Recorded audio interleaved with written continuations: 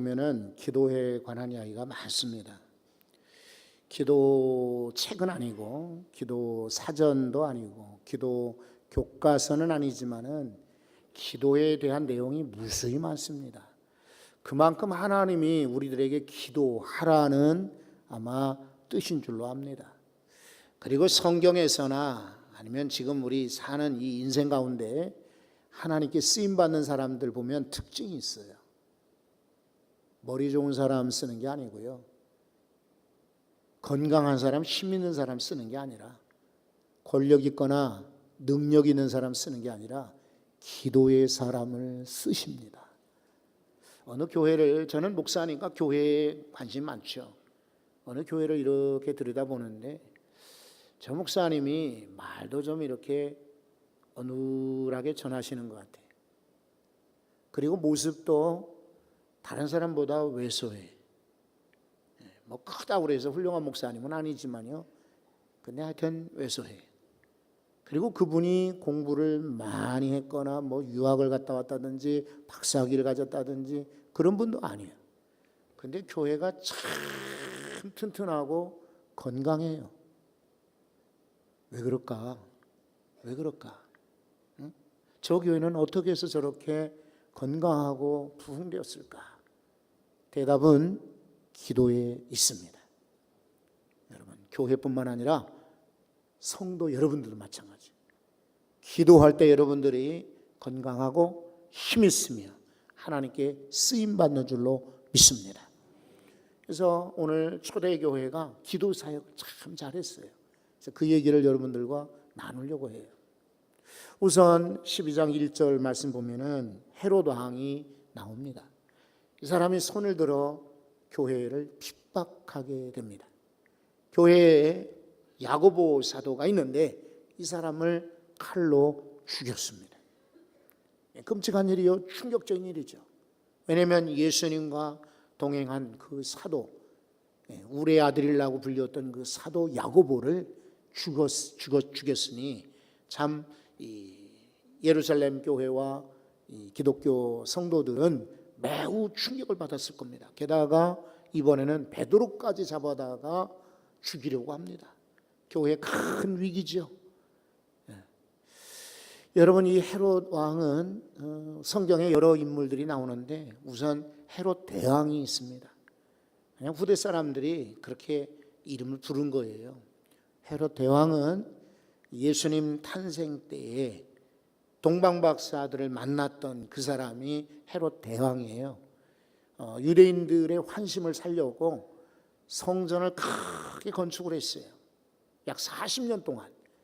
빨리 지을 수 있는데 일부러 오래간 지연시킨 이유는 그동안에는 백성들이 꼼짝 못하거든. 그러니까 이렇게 오랫동안 지어요. 게다가 우리 지난번 설교 들었던 것처럼 고넬료의 집이 있는 가이사라 빌립보 시골 어촌 마을이었는데 여기에 성읍을 만들고 수로를 건설하고 항구를 만들고 그리고 총독부를 설치하는 그런 놀라운 건설을 일으켰던 왕이에요. 이 사람은 뛰어난 그런 정치가, 협상가, 교활한 자, 포학한 자, 온갖 별명 가지고 있어요. 건축자. 이 사람이 동방박사들 만나고 나도 그 사람 아기, 유대인의 왕으로 태어난 아기를 가서 경배하게 해달라. 거짓말이죠. 그런데 동방박사들이 사자의 천사의 지시를 따라 엉뚱한 길로 가버렸어요. 헤롯이 화가 나가지고 베들레헴에 있는 영아들, 유아들을 전부 다 죽이라는 명령을 내립니다. 포악한 왕이죠. 어린아이들이 무슨 죄가 있다고 자기의 정권을 위해서 아기들을 죽인 왕이에요. 헤롯 안티파스라고 하는 왕이 뒤를 이어서 이제 왕이 되었는데 이 사람은 세례 요한을 죽인 왕이에요. 그리고 예수님을 신문했던, 핑퐁 게임 하듯이 빌라도에게 보냈다 자기에게 와서 예수님을 이제 아주 괴롭혔던, 신문했던, 채찍질했던 왕이 두 번째 안티파스 왕이에요. 그리고 그 세 번째 왕이 오늘 성경에 나오는 헤롯 아그리파 1세라고 불러요. 이 헤롯 아그리파 1세는 할아버지 헤롯 대왕의 부인이 소위 마카비라고 불리는 유대의 아주 굉장히 애국자 집안이 있어요. 독실한 유대교의 정통 그런 집안이에요. 독립전쟁을 일으켰던 마카비 집안의 딸과 결혼했었거든요. 그 후손입니다. 그런데 이 헤롯은 혈통적으로는 유대인이 아니거든요. 에돔 사람이었어요. 그러니까 부인 때문에 부인을 그렇게 얻어서 겨우겨우 왕위를 유지할 뿐이지 유대인들은 그를 경멸했어요. 오늘 이 시대에는 뭐 그런 혈통 중요하게 여기지 않지만은 과거 유대 나라는 유대인이다 그러면 선민으로 여기고 특히나 에돔 그까짓 것들 아주 멸시하고 무시했어요. 그런데 그곳 출신이 왕이 되었으니 얼마나 사실은 평생 동안 그게 사실 약점이죠. 아킬레스건이에요. 그나마 부인을 마카비 집안의 후손으로 얻어서 미리암네라고 하는 여자 때문에 왕위에 있었는데 여기 이제 손주뻘 되는 헤롯 아그리파 1세도 절반은 어머니 쪽 조모이시니까 유대인이지만은 절반은 할아버지 쪽 이방인이잖아요. 그러니까 이 사람은 자기의 정치적 위상이 안전하지는 못해요. 그래서 늘 쿠데타는 일어나지 않을까, 반역이 있지 않을까 하는 두려움에 있어요. 그래서 유대인들의 환심을 사기 위해서 일부러 야고보를 죽인 거예요. 그랬더니 유대인들이 너무 좋아하는 거예요. 옳구나, 이번에는 베드로를 잡아 죽이자 하는데 하필이면 그때가 무교절, 일주일 동안에 누룩을 넣지 않는 빵을 먹는 무교절, 유월절과 무교절은 같이 묶여 있어요. 첫날은 유월절, 나머지 일주일 동안을 무교절이라 이렇게 부르지 않습니까? 이 기간 동안에는 재판하거나 송사하거나 사람을 죽일 수가 없어요. 그 대신 명절 지나고 그 다음날 잡아 죽여야 되겠다라고 마음먹고 베드로를 옥에다가 가두게 됩니다. 근데 예전에 베드로를 한번 잡은 적이 있었는데 사도행전 5장에 보면은 주의 사자가 나타나 옥문을 열고 베드로를 구출시켰다 그랬거든요. 그러니까 성전에 가서 설교하고 있는 걸 보고 깜짝 놀란 일이 있어요. 이번에도 혹시라도 누군가가 석방시켜줄까 걱정이 돼가지고 4명씩 4패에 맡겨서 쇠사슬로 몸을 꽁꽁 묶어가지고는 가두었어요. 그러니 이제 베드로는 날짜만 잡아놓은 겁니다. 이제 칼에 죽게 돼 있어요.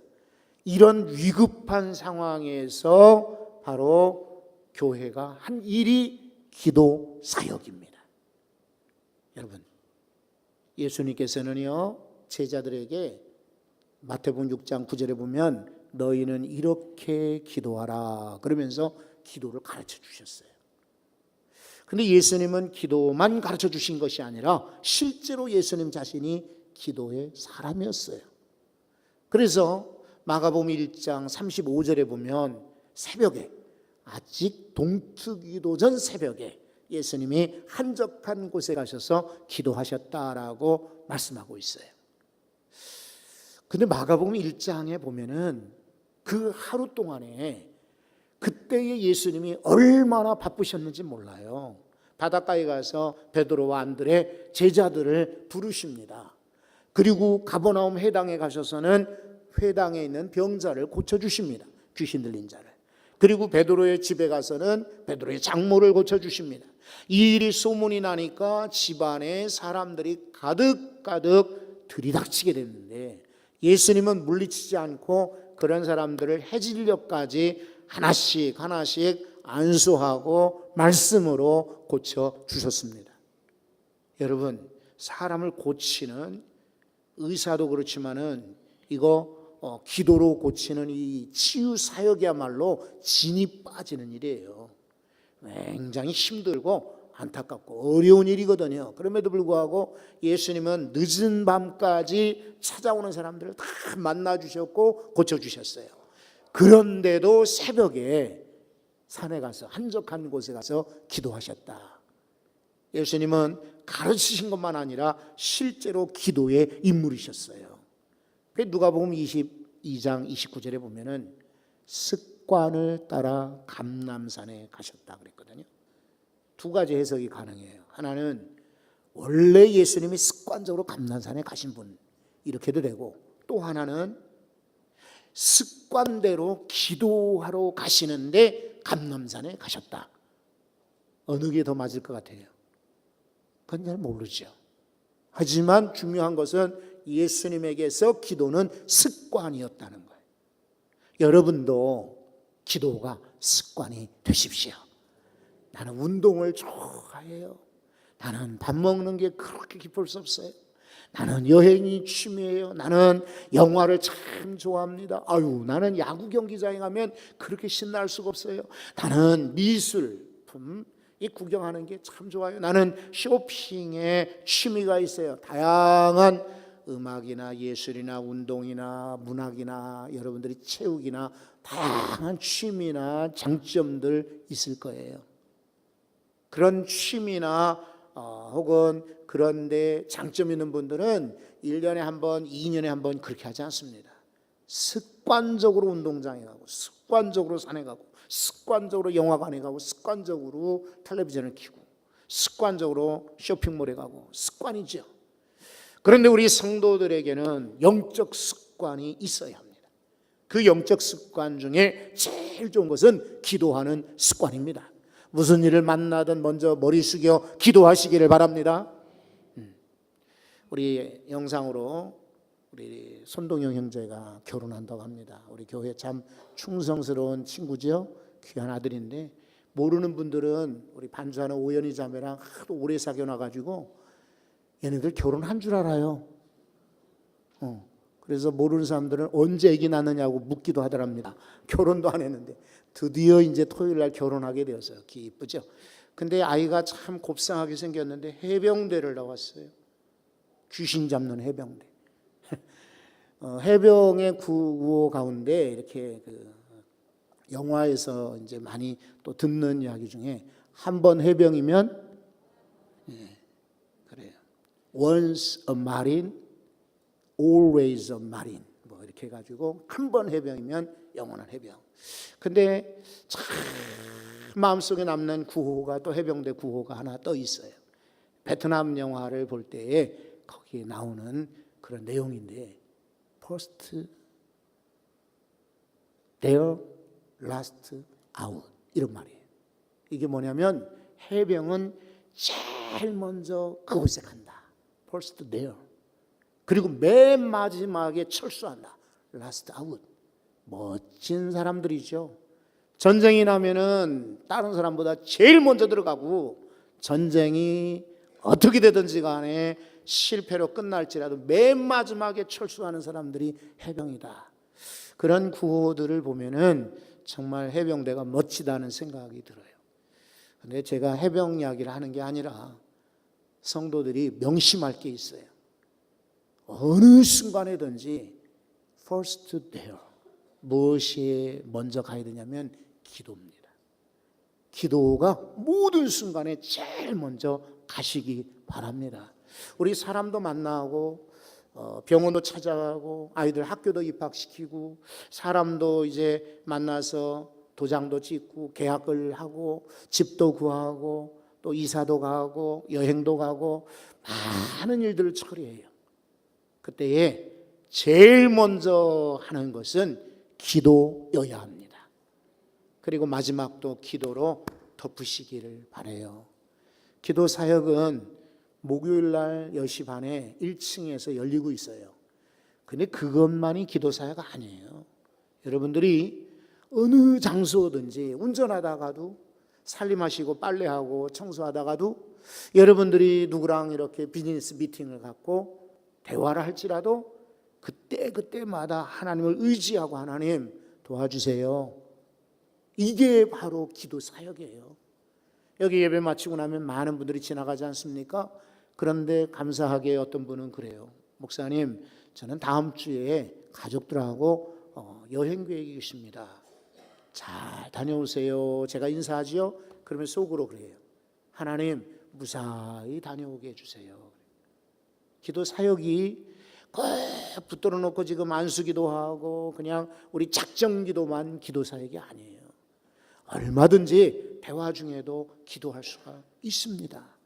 여러분이 혹시 장사하다가도 손님들 맞이하다가도 하나님, 저 손님이 오늘 우리 가게 물건에 참 호감을 갖고 우리 가게에 단골로 자주 오게 해주세요라고 기도하는 마음으로 손님을 영접하시면 그게 기도 사역이에요.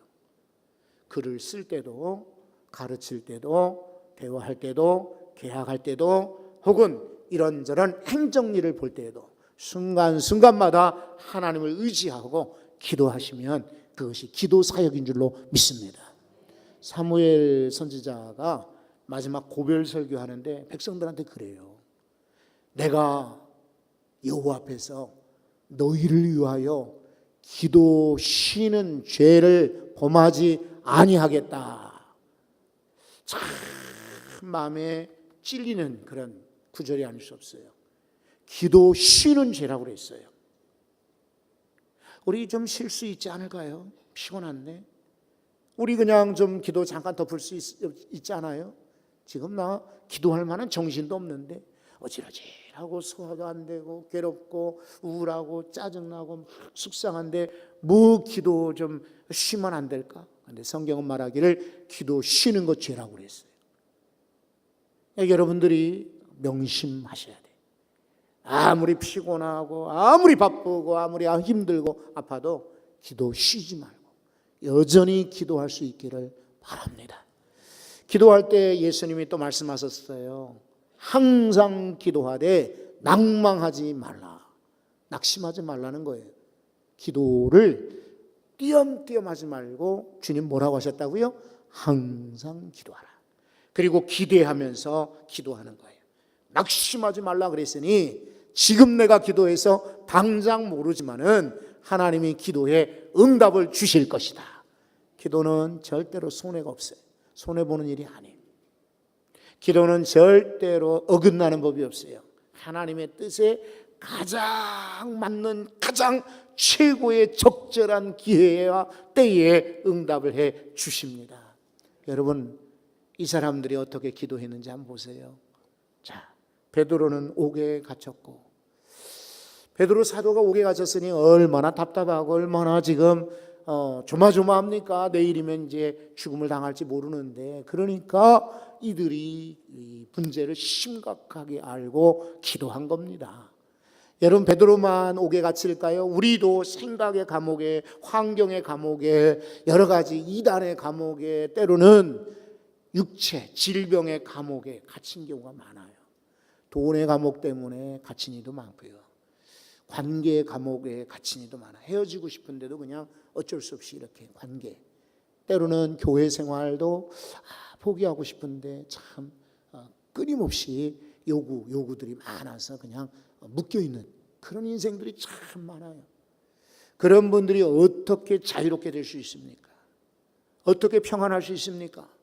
어떻게 그 가운데서 완전히 하나님께 자유를 누릴 수 있겠습니까?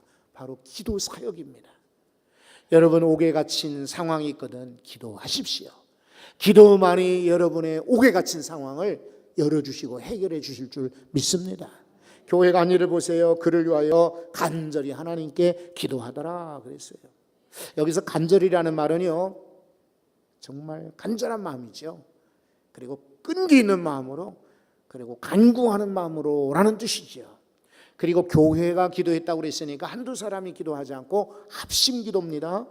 여러분들이 피곤하거나 여러분들 집이 먼다든지 혹은 비가 오거나 뭐 미세먼지가 많거나 뭐 이래서 집에서 기도하는 분들도 계실 줄 알아요.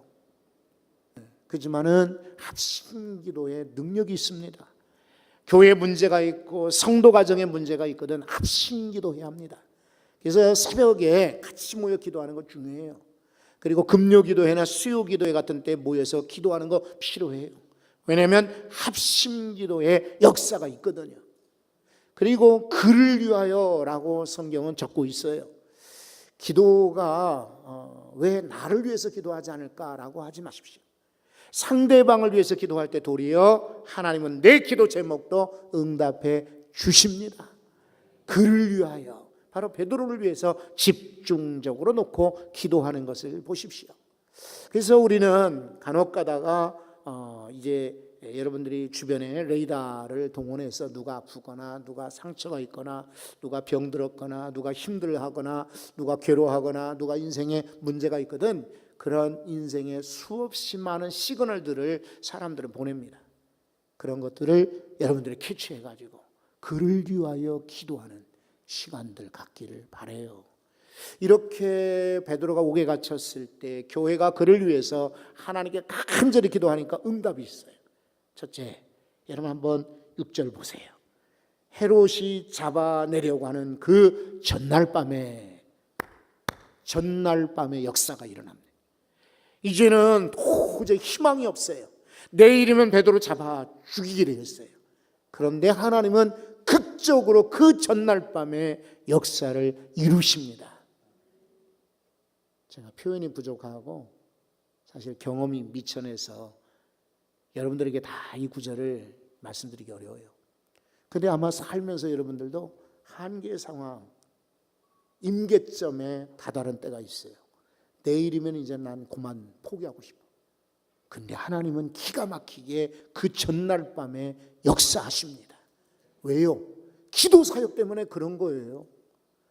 그러니 마지막까지라도 여러분 포기하지 말고 기도하십시오. 하나님은 시초의 중간에 끝부분에 가서도 역사 얼마든지 하시지만은 전날 밤에도 스코어를 바꿔주시고 전날 밤에도 역사가 일어나게 만드시는 분이 하나님이세요. 그 하나님 앞에 기도해서 응답들을 얻으시기 바랍니다. 여러분 7절에 보시면 호련히 주의 사자가 나타났다. 기도할 때 주의 사자가 나타나 도와준 거예요. 호련이라는 것은 갑자기 기대하지 않았는데 내 힘이 아니고 하나님의 능력을 힘입는 기회가 바로 기도입니다. 성도들에게 기도는 대단한 무기요, 강력한 무기요, 놀라운 힘이 있습니다. 어떤 누가 돈을 주고 힘 있다고 천사를 동원할 수 있습니까? 그렇죠? 기도는 하나님의 능력을 끌어낼 수 있는 유일한 방법입니다.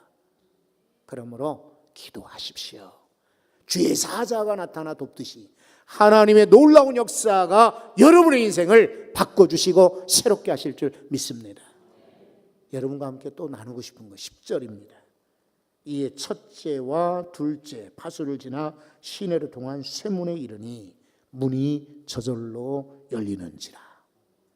이 누가복음을 지었던 누가는 이 사도행전을 썼는데 이 구절을 간단하게 써도 되지 않을까요? 그죠? 베드로가 갇혔다. 그러나 교회가 기도했더니 하나님이 구출해 주셨다.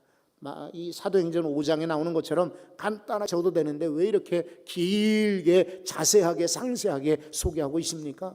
우리 성도들에게 기도를 가르치기 위함이에요. 교회가 기도가 필요하다는 것을 전하기 위해서 자세히 적은 거예요. 첫째 문을 지나고 둘째 파수를 지나. 여러분 쇠문에 이르렀다 그랬어요. 쇠문. 성경에 왜 그냥 문이라고 하지 않고 쇠문이라 했을까요? 열 수 없는 거예요. 사람이 벌릴 수 없는 문이에요. 사람이 열지 못하는 단단한 문을 쇠문이라고 하는 겁니다.